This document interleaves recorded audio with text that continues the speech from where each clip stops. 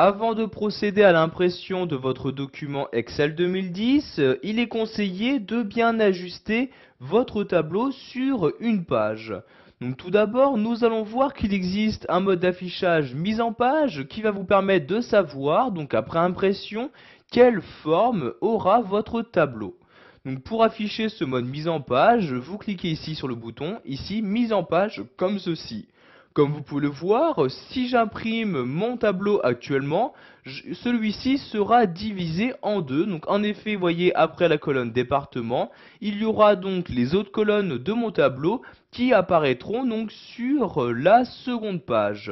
Donc pour remédier à ce problème, nous allons devoir modifier les différents sauts de page. Donc pour modifier ces sauts de page, nous allons de nouveau changer de mode d'affichage et ici utiliser le mode d'affichage aperçu des sauts de page. Je clique donc sur ce mode d'affichage.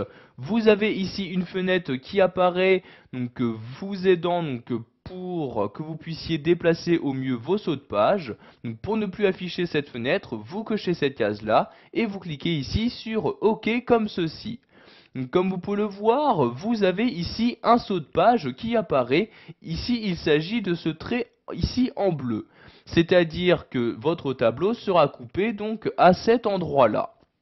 Si vous souhaitez par exemple modifier la coupure de votre tableau et par exemple le diviser entre ces deux colonnes-ci, donc vous allez déplacer cette ligne-ci donc en cliquant dessus et en maintenant le clic de votre souris, vous la déplacez donc ici un cran à gauche comme ceci.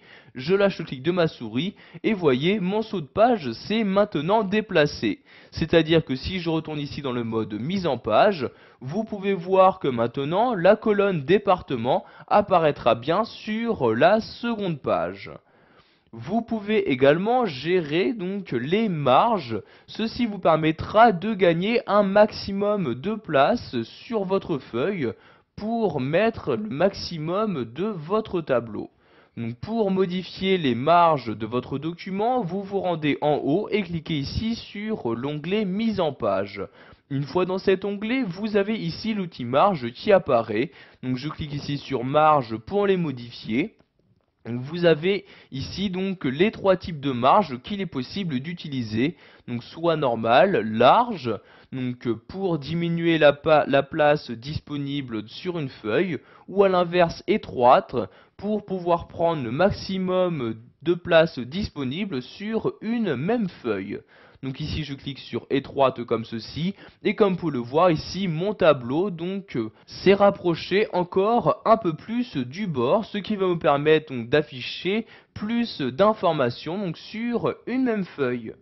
Voilà, vous savez maintenant comment ajuster un tableau sur une page à l'aide des sauts de page et des marges.